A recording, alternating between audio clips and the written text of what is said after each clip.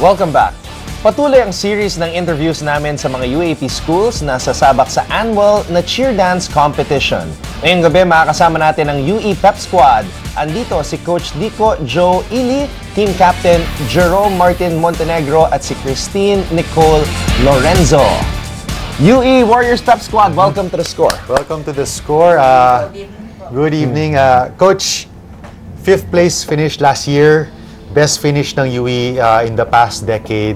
I'm sure you're looking to improve for this 2016. 1 week, less than a week to go. Ano yung, at what stage na kayo sa preparations for this Saturday? Yung preparation namin this year, ano na kami, we're finished. We're running it, we keep on running it para at least magamay ng mga bata yung routine para pati ng Saturday, okay na sila.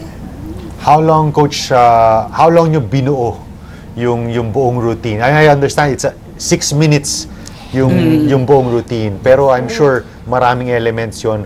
Gaano katagal yung binuo yung routine na yan for Saturday? As early as after the UAP last year, we started to plan out kung ano yung mga target scales namin. And then eventually, we tried to plot it out kung ano talaga yung kaya ng mga bata. Then we started to make them physically ready for those scales. And then we started doing the routine at around May siguro, no? May or April. May, wow. Nagpa-plot na kami. And then by July, tapos na yung routine namin. Talaga. Kumbaga, yung target scales. Then, inilatag na lang namin siya for the 6 minutes time. Tanungin ko lang, Coach, ang inyong captain na si Jerome. Jerome, nakikita natin ang mga highlights ng inyong routine last year. Ang tema ng UE, Warriors Pep Squad last year, was Carnival. There were a lot of clowns. Alam ko this year, ayaw niyo pang i-reveal kung ano yung magiging tema niyo. Secret pa yan, secret. Pero Jerome, gaano kahirap yung pag-ensayo nyo for this year's competition at ano ang maasahan ng buong UE and UAP community sa Warriors Pep Squad? Siyempre po, every year naman po is, unlike other sports, yung cheerleading kasi yung parang pinakamahirap. For me po parang pinakamahirap kasi unlike other sport nga po, doon nagbabato kami ng mga tao, ganun, nagtotos, nag-stunts, siyempre kada element, yun. Kailangan din, every year po, yung sport din namin is mas kailangan mag-step up po kami. Siyempre, kung ano yung kaya na mas mahirap ng ibang school, siyempre mas kailangan namin pantayan yun or higitan namin yun. And this year po is, and we're practicing naman po na sa darating na CDC, makikita naman po ng maraming tao. Christine, ikaw, you are on your 2nd year, no? Kung hindi ako nagkakamali. Ano yung, describe mo sa amin, kwento mo sa amin, ano yung pakiramdam last year, 25,000 yung nanonood sa Mall of Asia Arena. Ano yung naging pakiramdam mo? For rookie ka last year. So ano yung pakiramdam sa pagsayaw dun sa CDC? Nung nasa dugout pa lang po kami, nagpre-prepare pa lang, nag-aantay po kami ng mag-perform kami.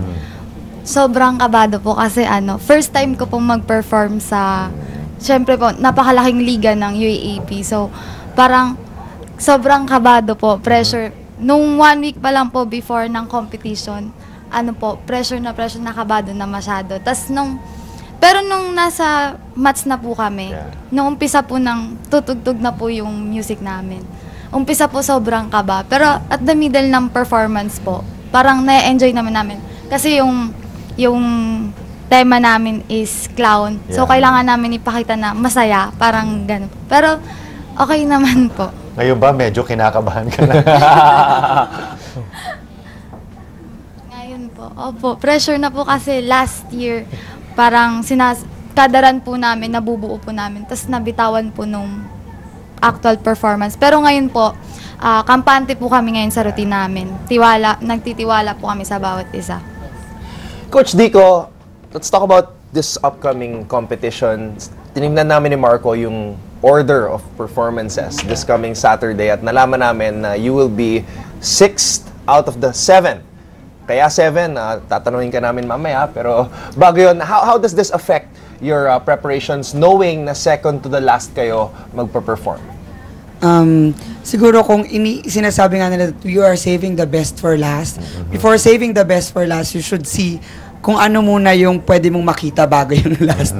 So for us, no pressure sa mga bata. We don't have anything to lose. We're not on the podium last year. Ang game plan namin ngayon is to do and to perform the routine as clean and as perfect as we can. And then, after that, kung nasa huli man kami, second to the last man kami ngayon, kumbaga, yung nauna sa amin, they are setting the standards and our challenge is to beat that standards. And after getting that, kung ma-fulfill namin at magawa namin, then by all means, makakalimutan na yung nagawa namin before and we will redeem ourselves this year. Coach, alam na natin it's been done the past couple of years, yung scoring nga, which has been very touchy subject. 4 of the judges will be scoring based on the stunts, 4 based on the dance. Yes. Itong ganitong klaseng pagsuscore sa cheer dance competition, does it greatly affect yung pag-prepare nyo ng routine nyo? Ay, ano kasi, parang pagka nag-create ka ng routine mo, sometimes you really have to balance ano ang strong points ng mga cheerleaders mo. For some teams kasi, you are blessed to have dancers talaga. Sometimes kasi dancing is a gift. So minsan meron talagang mga bata na magagaling tumambling, magagaling umikot sa ere, pero sobrang hirap nila sumayaw. Pero meron namang magagaling sumayaw, pero hindi sila ganon galing magbali ng katawan. sila magbali ng katawan. So you really have to know where to invest. So gaya nitong ginagawa natin, like for the categorical judging, we call it categorical judging. And NCC calls it that way also. Yeah. Nakikita mo kung ano yung strong points mo na pwede mong isugalan, kumbaga, investan. Yeah. And then when you hit it, you have to balance na lang yung ibang part.